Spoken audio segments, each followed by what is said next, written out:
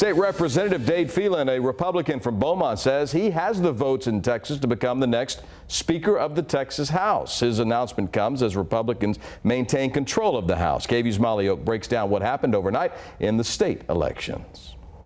The bottom line, if you'd gone to sleep for 48 hours and you woke up and said what happened, one of the answers would be nothing, really. If you were glued to the presidential race and missed the state races, well, you didn't miss much. The Texas House is the same as it was a year ago. 83 Republicans, 67 Democrats.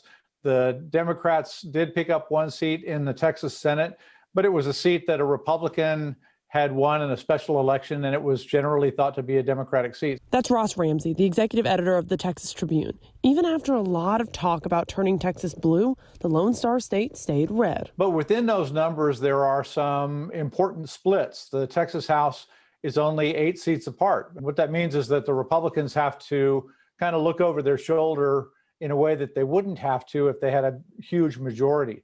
The Texas Senate is a little bit more split a little more evenly on Democratic and Republican lines, although it is still a very Republican, very conservative body. So what's next for the Democrats in Texas? Well, I think they've got quite a hangover. They spent millions and millions of dollars trying to take the Texas House, trying to gain some seats in the congressional delegation, and maybe even trying to win, maybe a presidential race or a statewide race. They got none of that. Ramsey says it's time for a regroup for the Democratic Party. As for if Texas will turn blue, the answer continues to be not yet. Molly Oak, KVUE News.